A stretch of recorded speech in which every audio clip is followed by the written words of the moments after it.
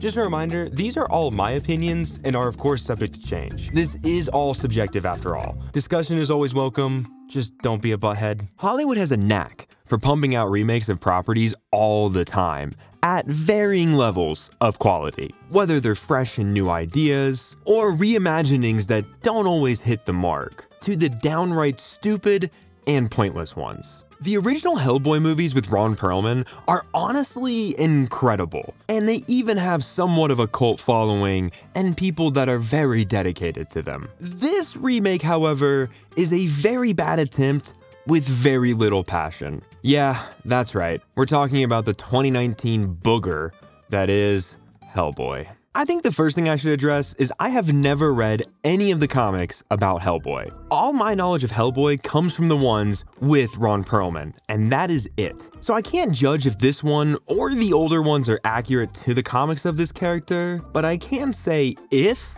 this is accurate, then ugh, because this sucks. Maybe it's just me, but this version of Hellboy sounds more like a whiny brat than anything else. And I know this story is supposed to show us a younger Hellboy, but is he supposed to be a child? But on top of that, every single line that comes out of this guy's mouth is either a really terrible attempt at a joke or one-liner, almost like he somehow knows he's in a movie. I mean, holy moly, listen to this one.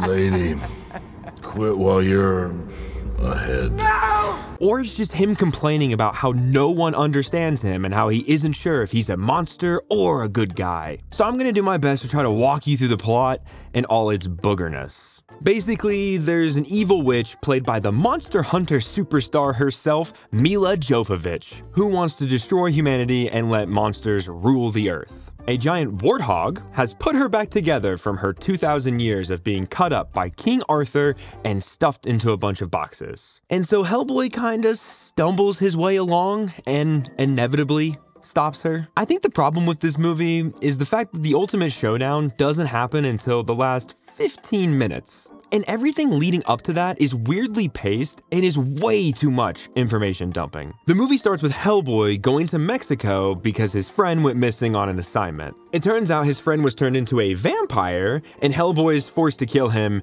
in a pretty cool wrestling setting. Then 4 weeks go by and he is eventually called back to duty at a secret bunker base. That's where we find out his dad is actually the leader of the BPRD, aka the Bureau for Paranormal Research and Defense. Hellboy's dad, or Professor Bloom rather, is played by Ian McShane, who by the way is probably one of the best things about this movie, and his performance is always a treat. I love this guy. He's an incredible actor and more people should talk about him. So he sends Hellboy, who I guess I should mention at this point, is played by David Harbour. And I love David Harbour, and I think he would be a good Hellboy. It's too bad they turned him into whatever this is supposed to be. So Hellboy goes to England to help a super secret society because they have a giant problem. Not like a big problem, but like actual giants. They ask Hellboy to help them as they go to fight these giants.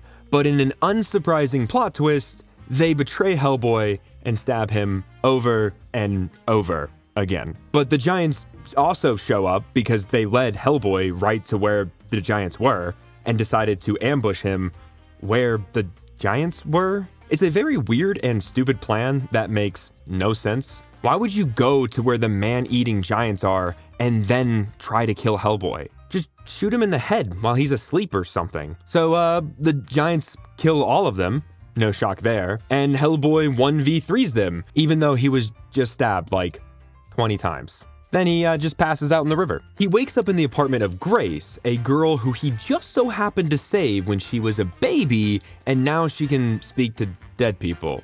So I guess she's basically Bruce Willis. But as it turns out, the BPRD also knows where Hellboy is and breaks into the apartment to tell him, hey, what's up?